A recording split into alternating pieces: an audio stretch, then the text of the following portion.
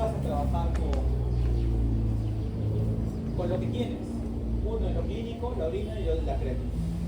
Pero también hay un concepto importante que quiero que entiendan. Cuando ustedes tienen el vaso sanguíneo, y acá tienen la célula, ¿cierto? ¿Cómo se llama el espacio que está entre el vaso o el capilar y la célula? ¿Intersticial?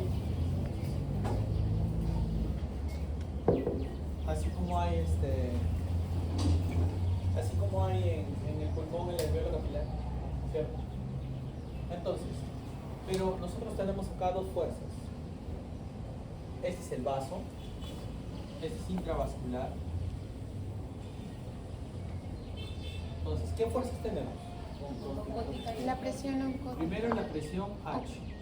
La pH Hidrostática. es la presión hidrostática. Estática. Es la presión de la sanguínea que hace que la sangre salga del vaso.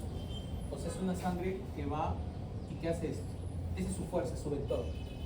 Pero aparte tenemos una presión oncótica o coloidosmótica. Coloido viene de proteína. ¿Qué hace esta presión? Ayuda de que No, una hace que salga y el otro hace que se ingrese. O sea, que se retenga. salga. Ajá. ¿Me dejo entender? Así como hay intravascular, son las mismas presiones que hay, pero en el intersticio. ¿Estamos de acuerdo? ¿Y quién da la presión oncótica? La albúmina. ¿Cuál es la principal proteína? La albúmina. ¿Y la albúmina qué tamaño tiene? Grande, muy grande. A ver ustedes que van a bioquímica. ¿La albúmina qué tamaño tiene? ¿Es chiquita? ¿Es grande? Es grande. El tamaño. La albúmina son macromoléculas. Ajá. Y al ser macromoléculas, ¿qué pasa con la albúmina? Jala que retiene líquido, ¿ya? Eso es lo que pasa. Entonces, esto existe un equilibrio, pero ¿qué pasa cuando, yo les hago una pregunta, la sumatoria de las presiones dentro del vaso y la sumatoria de las presiones dentro del intersticio, ¿cómo son? Llegan a ser cuasi iguales, por eso es que no pasa nada, pero en realidad, ¿saben cuál es la fuerza real? Que hay un filtrado hacia el intersticio. Alguien dirá, entonces, si pasa eso, nos hinchamos, nos edematizamos, ¿sí o no? Pero ¿por qué no pasa eso? Porque quien recoge el excedente, ¿quién es? La linfa. Entonces, por eso es que estamos en equilibrio. El flujo neto de estas presiones es hacia afuera, o sea, que siempre escapa al intersticio. Pero como ¿quién lo recoge? La linfa. Y todo se hace un equilibrio. Por eso somos perfectos, somos una máquina perfecta, ¿no? Y obviamente, ¿a quién regresa el exceso de la linfa? Regresa al sistema venoso. ¿Se entendió hasta acá? Sí. Mira. Pero este es un escenario normal. Pregunta, ¿y qué pasa? Primero vamos a aprender términos técnicos. Por eso les digo, no se pierdan de mucho en fisiopato. Como tal, la verdad que para mí no debería existir fisiopato. ¿Por qué? Porque eso lo aprenden en el camino. Además es deducción, mi querido Watson.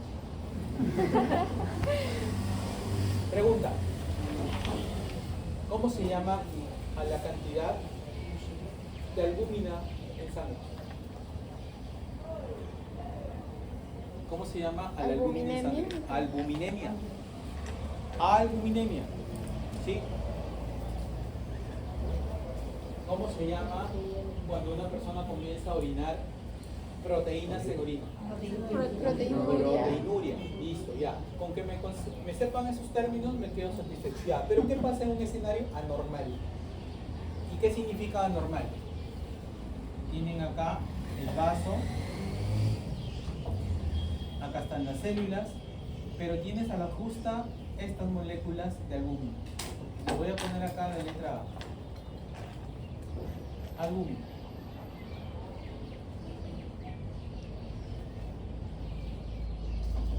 Pregunta.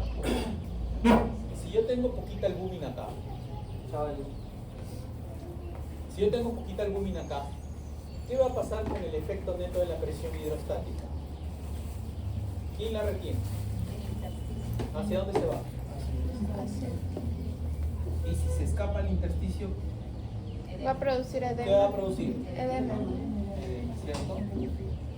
Entonces las clases que vamos a ver hoy día tienen que ver con esto, con las alteraciones. ¿De qué fuerzas?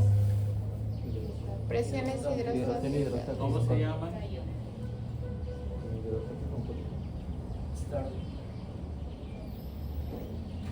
¿Cómo se llaman? ¿Cómo? Estable. Starling. No es Frank Starling, es Starling. Esos son los puestos de Starling alternos. ¿Está bien? Primer concepto. Si se lograban, ya ganaron de esta clase el 30% de pasar el examen. ¿Cómo se llama al acúmulo de líquido en la pleura? Acaban de pasar. Acúmulo de líquido en la pleura.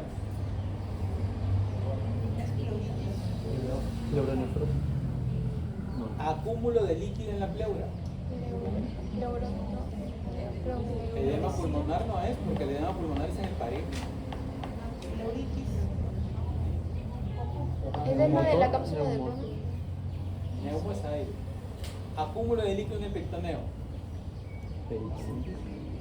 Acúmulo de líquido, no inflamación. Acúmulo de líquido en el peritoneo. Ascitis. Acúmulo de líquido en la cavidad pericárdica.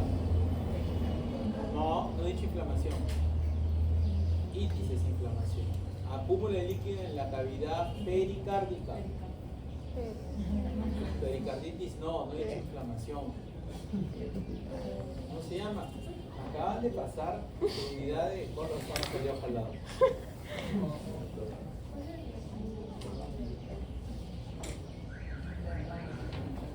¿Derrame qué? Ah, recién. Derrame pleural, derrame pericárdico. Y ascitis, no se llama derrame peritoneal, se llama ascitis. Y segundo, tiene que aprenderse esto.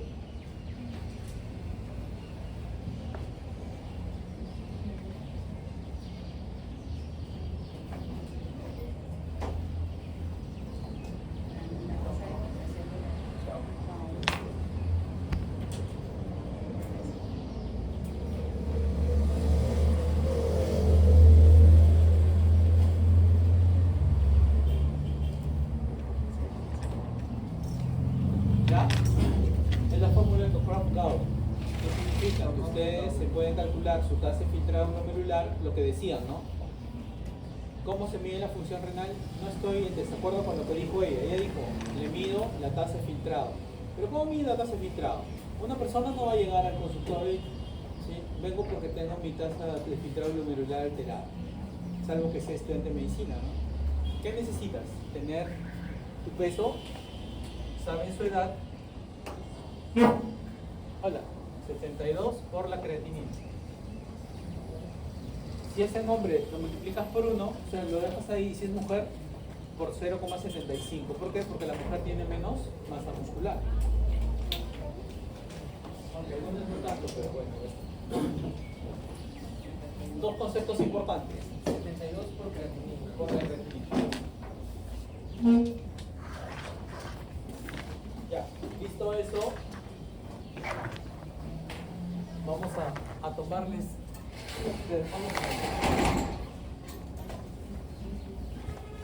Cada que estoy recuperando mi hemoglobina, me pongo más intenso.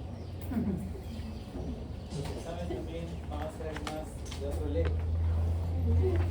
¿Está bien, Andrés? No, Hola.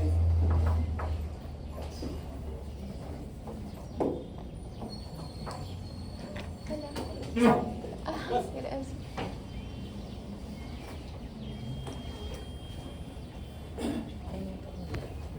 ya, van a entrar un quizzes. No me digan, no sé por qué.